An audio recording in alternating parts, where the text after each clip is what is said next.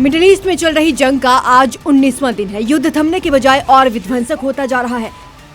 इसी बीच ईरान के top commander और लीडर को मारने के लिए नई नई थ्योरी सामने आ रही है।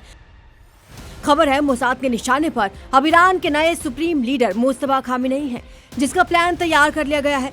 इस प्लान में इजरायल के पीएम बेंजामिन नेतन्याहू, रक्षा मंत्री काट्ज, मोसाद प्रमुख और चीफ ऑफ स्टाफ शामिल हैं। एक तरफ जहां अमेरिका ईरान के सैन्य ठिकानों, तेल डिपो को निशाना बना रहा है, जिसके जवाब में ईरान हमला कर रहा है।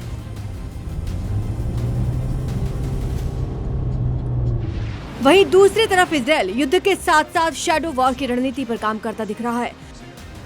खबर है कि इजरायल गुप्त ऑपरेशन के जरिए ईरान के बड़े नेताओं को निशाना बना रहा है। इजरायल की खुफिया एजेंसी मोसाद, जिसका नाम दुनिया की सबसे खतरनाक और प्रभावी एजेंसियों में लिया जाता है, अब फिर से चर्चा में है।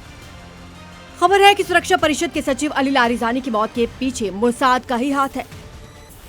ईरान की सुरक्षा प्रमुख लारिजानी की मौत को लेकर कई सवाल उठ रहे हैं। एक तरफ इजरायल का दावा यह है कि उसने लारिजानी को एयर स्ट्राइक में निशाना बनाया। यही नहीं, एक दूसरी थ्योरी दी इजरायल के प्रधानमंत्री के पूर्व प्रवक्ता ने, डेविड कीज ने एक्स पर 5 दिन पहले दावा किया था कि लारिजानी की मौत धीमी गति से होगी और लाल घेरे में दिख रहे मोसाद वाले शख्स ने लारिजानी को कोविड-19 से संक्रमित कर दिया था। हालांकि इजरायल के पीएम बेंजामिन नेतन्याहू ने रक्षा मंत्री इजरायल काट्ज, मोसाद प्रमुख और चीफ ऑफ स्टाफ के साथ प्रेस कॉन्फ्रेंस कर अली लारिजानी और बासिज फोर्स गुलाम रजा सुलेमानी पर हमले की जानकारी दी। ये पहली बार नहीं जब मोसाद ने जंग में अहम भूमिका निभाई हो। इजरायल पहले भी इस तरह के ऑपरेशंस कर चुका है। सबसे बड़ा उदाहरण है कासिम सुलेमानी, ईरान की टॉप कमांडर, जिसकी 2020 में हत्या कर दी गई थी। बताया गया था कि कासिम सुलेमानी को मारने में मोसाद ने अहम भूमिका निभाई थी। अब खबर है कि मोसाद के निशाने पर ईरान के नए खलीफा मुस्तफा खामेनेई हैं। इनकी लोकेशन लगातार ट्रेस की जा रही है।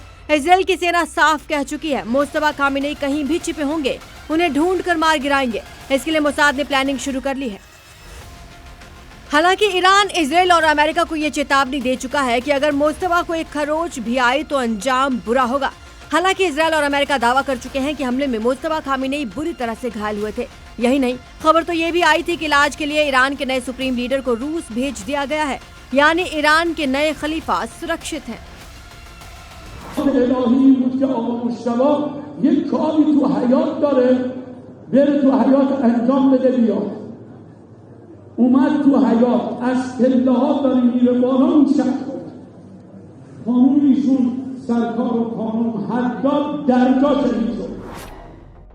इजरायल और अमेरिका ने ईरान के कई टॉप कमांडर और लीडर को हमले में मार दिया है। Ali Khamenei supreme leader, Ali Larijani security chief, Ghulam Reza Soleimani Basij force प्रमुख, Abdul Rahim Mousavi chief of staff, Mohammad Pakpour commander of chief IRGC समेत कई नेता और कमांडर शामिल हैं। अब इजरायली सेना के टारगेट पर मुस्तफा खामेनेई है, जिनको मारने के लिए मोसाद ने प्लानिंग शुरू कर दी है। दुश्मनों के खिलाफ जंग हो, सीक्रेट ऑपरेशंस हो या फिर इजरायल का आंतरिक मामला हो, मोसाद अहम भूमिका निभाता है। ये सिर्फ एक खुफिया एजेंसी नहीं, बल्कि देश की सुरक्षा रणनीति का हिस्सा भी है।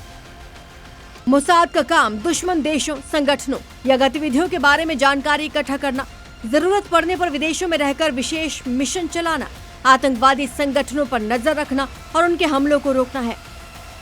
अगर टारगेटेड किलिंग का सिलसिला तेज होता है तो मिडिल ईस्ट का ये संघर्ष और ज्यादा खतरनाक हो सकता है। ब्यूरो रिपोर्ट, जी मीडिया।